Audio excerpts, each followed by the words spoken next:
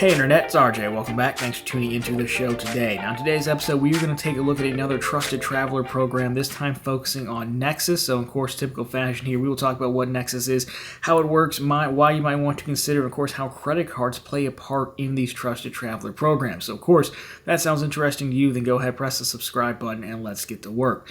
Now, starting off here, a few things. Trusted Traveler programs, what are they? Well, it's likely that you're already familiar with them. At least the main two are TSA PreCheck and Global Entry, which we have dedicated videos down below for you if you're interested in one of those. But the gist of it is we split them all up as to not to confuse all of the information. So with that, what is a Trusted Traveler program? Well, I'll put them on screen for you so you can see your options. But again, we talked about it. You've got PreCheck, Global Entry, Nexus, Sentry, and Fast. And we're not going to talk about Fast because that's really more for like truck drivers, driving like Optimus Prime trucks across the border and things like that. But Trusted Traveler programs are a way where basically you can go to the Department of Homeland Security. That's kind of who runs the overall program. And you can get like kind of pre-approved, pre-screened that say, hey, I'm a low-risk traveler, so that way, if you're TSA, you can go through the faster line. You can leave your shoes and your belt on. If you're Global Entry, you can come back through the border much quicker, those little kiosks by scanning your passport, versus going through the whole vetting process every single time, hence the term Trusted Traveler. Now, we know the benefits more or less for PreCheck and Global Entry. Again, if you don't, videos down below, but how does Nexus actually fit into this? Well, let's take a look at the benefits and we'll go through, what you need to do to be eligible, the process to signing up, and of course what you should know about it on the back end, as well as how your credit card fits in. So, Nexus, the benefits here. This is dedicated, you get dedicated processing lanes at land border crossing. So that's kind of the differentiator here. So Nexus kiosk for entering Canada, Nexus kiosk for entering the US, and if you're coming over by boat, you can actually report your arrival through the phone by US for US and Canada. Now, interestingly enough, you also do get TSA PreCheck and Global Entry when entering the US. Now, we'll talk about that a little bit later, but Global Entry, if you're not entering from specific spots, you will need a passport, as that is normally a requirement of Global Entry.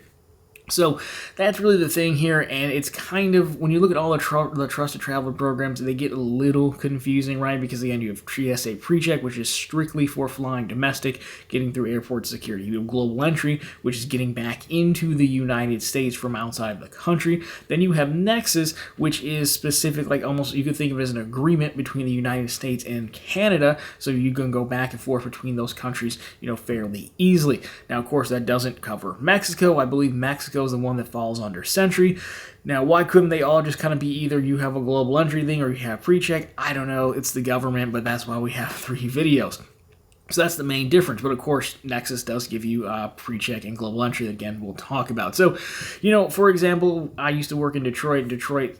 From my office building, you could look into Canada. Windsor's right across there. We have the Ambassador Bridge. And so we had people who would live in Canada, in Windsor, and then come across the bridge, where there's a tunnel as well, to work in Detroit. I think there might be another program specific to them for work travel, but you get the point. If you were doing that often, you had family over there, this would be the program that you're likely to look at, again, just on its own in a vacuum. So with that, if this is you and it is interesting, well, what do you have to do? Well, first you need to be eligible. So take a look at the eligibility here, then we'll get into the process itself.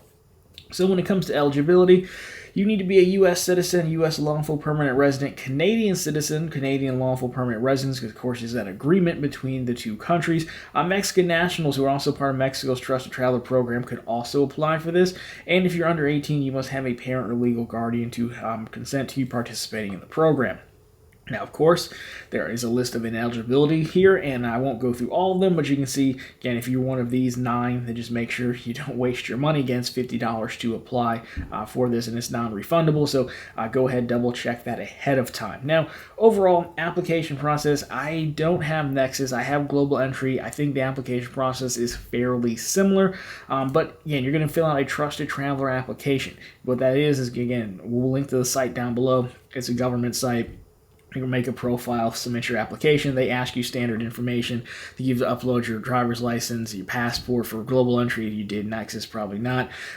Work history, things like that. Standard stuff. Nothing crazy that you shouldn't be able to answer. And then, of course, you need to meet the eligibility requirements we talked about. And then, of course, a big thing here, again, is because it is a partnership between two countries, you have to be approved basically here and Canada as well for their risk assessment as well. So once you do that, you're going to get a conditional approval. So what a conditional approval means is, okay, you're eligible, but now you actually have to go do this in-person interview. Now, I believe the interview should be pretty similar, but when I did it for Global Entry, it sounds like a big deal. Really, it wasn't that big of a deal. So I went to a TSA office. It was in the airport. You can also go to like a land border crossing. Like, so the Ambassador Bridge here in Michigan, again, from Detroit to Canada, would be a place where you could go. Airport was just closer for me at the time. So you go there, you talk to TSA. Usually they'll send you in your pre-approval, they'll send you like a list of documents you need to bring to verify, usually ID, again for Global Entry is passport, fingerprints. Then they ask you a few questions. Why do you want it? Are you a terrorist? That kind of stuff. And then really it's straightforward. You can actually tell them why you want it. I mean, they get the gist of it. These programs aren't new. So like, hey, I'm doing Global Entry in my case because it also gives me pre-check. All right, cool, whatever. They don't really care that much. So then by the time I left the office and got back to the car, I had been fully approved, and we'll talk about what you do when you're approved. Now again, at this current time of taping, approvals and the whole process is actually delayed a little bit. I'm actually in the process of going through reapproval because it's only good for like 5 years. So there'll be a video about that coming out whenever I finalize the process. So anyways, that is the process. Now, again, for using those kiosks, we'll look at locations in a little bit, but using those kiosks in the Canadian airports, you do have to get like a scan of your eyes. I believe you can only actually complete that part of registration at certain airports that have the kiosk. So again, that information should be in your email that they send you, though. Of course, if you've done this, let us know down below. So with that, that is the approval process. Now, let's take a look at what you do with this afterwards. So you've got it, you say you're approved. Where do you go from here? Well, approval, a few different things. Nexus card. You're going to get a Nexus card in the mail, and this card is used to enter the U.S. and Canada at specific entry points. We'll take a look at those in a second.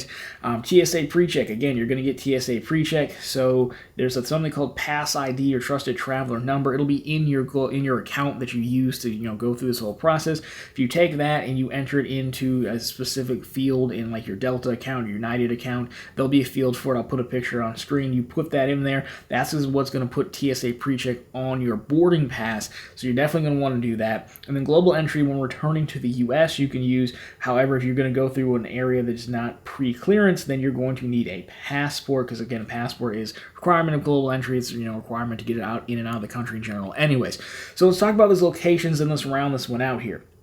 So locations, airports with Nexus kiosks. So Nexus kiosks are located at the following airports. So again, these are going to be all Canadian airports. This is why I believe you're going to get the eye scan. You have to be at one of these airports to do it. But those are your airports. Now land crossings here. These are the Nexus land border crossings we have as well. So you can see a wide range of them. So Detroit, Michigan, Ambassador Bridge, and the Windsor Tunnel. We actually have 3 because you go all the way down to Port Huron, Blue Water Bridge as well. So we're very close to Canada. But there you go. Those are the places where Nexus is primarily, intended to come in handy. So overall, final thoughts here. How do you decide which Trusted Traveler program to get? Well, there's an interesting option here. So first of all, we'll talk about credit cards. Credit card channel took us like 9 minutes to get to the credit cards. Now, historically, credit cards, so like it started out like your heavy hitter, your Sapphire Reserves, your Amex Platinums. They had $100 Global Entry or TSA PreCheck credit. Again, Global Entry $100, TSA Pre $85. You just get to pick one. You don't get to do both, but again, as you see, you don't really need both because one usually gets you the other one. So in recent months, they've actually added Nexus as well, hence doing this video. So you can pick one or the other.